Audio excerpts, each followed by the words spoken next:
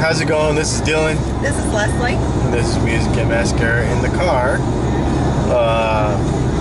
So, something that kind of has been on my mind all day, actually all week, but especially today, is kind of just some basic, almost sales skills and how to deal with some objections that people come up with, and the reason I bring this up is because it has to do with how we feel about what we're doing and the confidence in what we're selling and what we or how we represent that, building value in our own product, whatever that is. So, and that could be a few different things. It could be a product like a guitar, like I sell. It could be makeup like she sells. It could be music or art or your voice if you're a singer, and concentrating a lot of your thought on how you present that to the world and build value with other people, because there is going to be people all the time. It's going to be a constant thing that they're going to say, I don't want to pay what you're charging. I don't want to pay, oh, that's too expensive for your band to come and play at my establishment.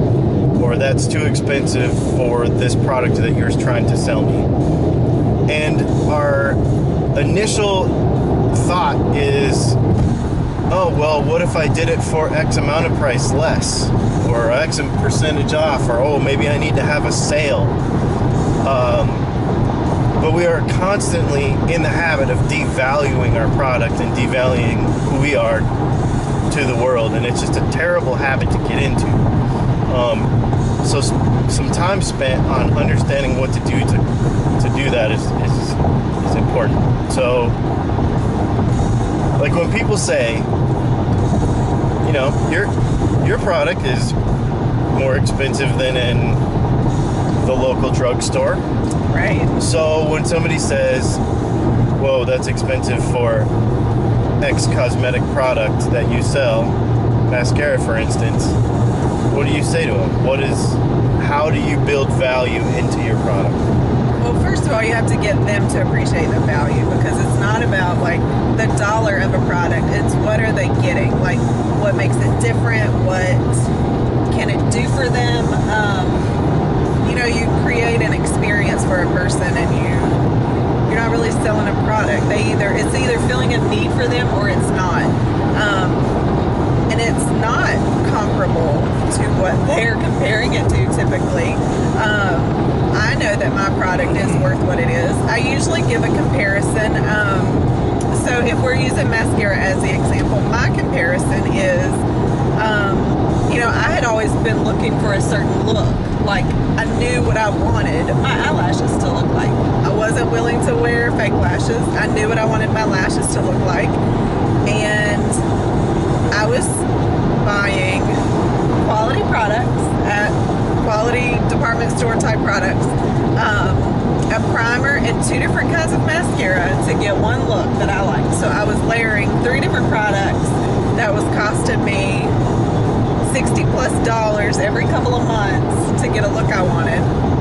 And then now I can have one product that does the same thing. So if I didn't care and I just wanted a simple look and I didn't care what chemicals I was putting on my eyes, you can purchase those things anywhere. But if you care and you want quality, like that's the value I build into what I'm sharing. And is it going to be for everybody? Absolutely not. Because if you like, your $3 drugstore mascara and it works for you, then that's fantastic. I don't have a product that can compete with that, nor is my product in competition with that. So that is just not the market that I'm going to try to reach. So when we're talking about building value in a product or a service, we're talking about creating an experience surrounding that, and is it going to get you the result that you want? And if it's going to get you the result that you want, whatever that is it worth that cost to you? So if you want this result and it costs this much and you're not willing to pay it, then you're just cheap and there's nothing I can help you with. Right. You know, I mean, just not putting too fine of a point on it or anything. But there are those people that, you know, that's the way it is. But and everybody have different priorities. Everyone has their own threshold and priority of what, you know, they're gonna spend stuff on, so they can make that decision for themselves.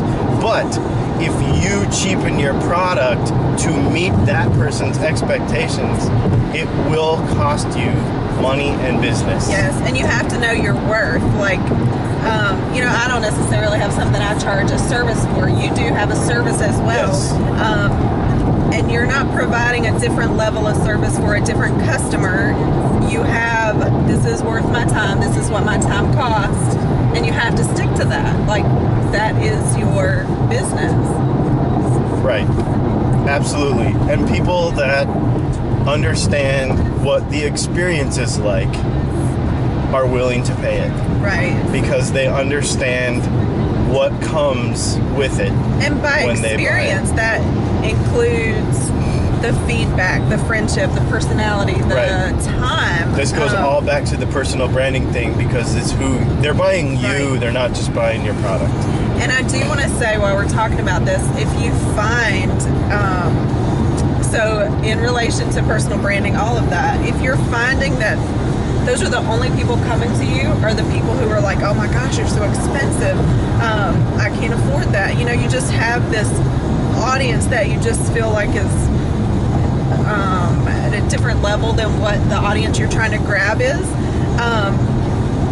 Make sure you check your own mindset, because if you have a poor and a cheap mindset and you're always looking for the best deal and the cheapest way, or you're always requesting refunds and you don't value somebody else's time and money and talent, you don't want to pay when you go to shows, you don't want to, whatever that means, if you're always looking for the best deal and just trying to find a cheap way out, those are the same people you're going to attract to your business. That is true. It's all about the attraction marketing. So it just works in a big circle.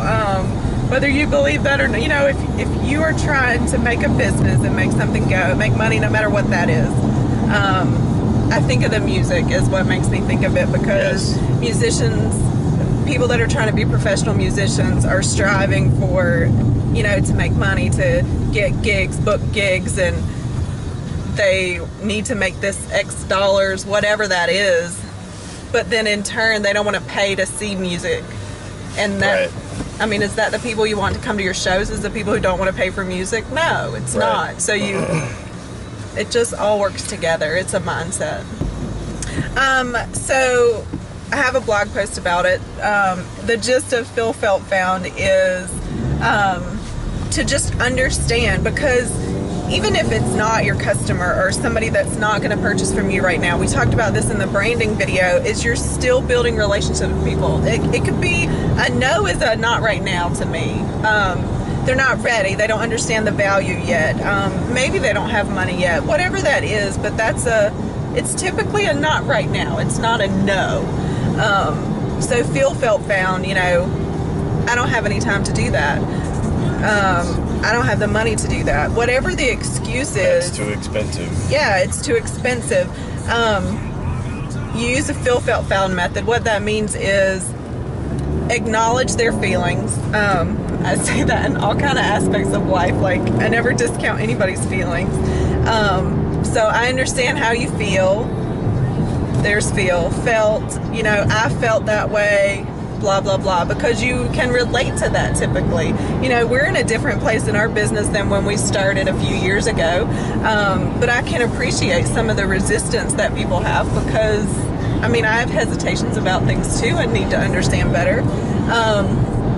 And found is, but what I have found is, and you use your story to relate to that person and tie it all together, they still may not be ready, they still may be resistant, but you're still building that relationship with them. Yep.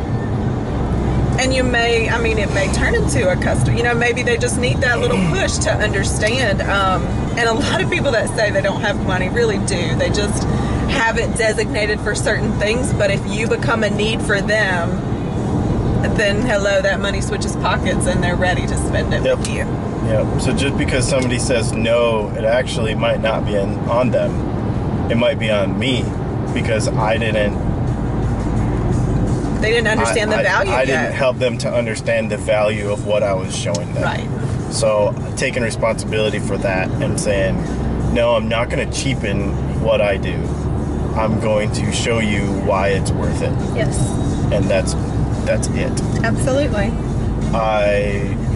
So anyway, that is building value in your product. It's a huge thing, and the reason we mention it is because it's kind of a mentality. Actually, it's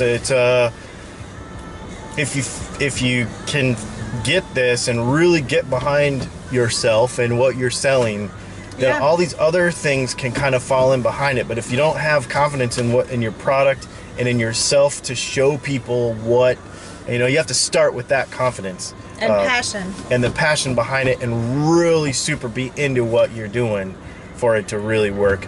I mean, if I didn't like guitars, I wouldn't do what I do. But I love them so much, and I swear that's half of the reason why I'm good at what I do, is because I love them. And showing showing people the experience they can have and how they can feel when they're using it and what they're doing. I mean, that's half of it. Instead of saying, well, you know what, if I knock 20% off, will you buy it right now? Right.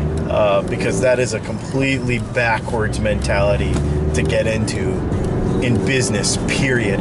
And remember, no matter how much you love something, you are trying to make money. There used to be a car dealership right there. This is business, and you're trying to make money. So anyway, hopefully all that helped, and we will talk to you next time. My name is Dylan. And this is Leslie. And this is Music and Mascara in the Car. Check out musicmascara.com.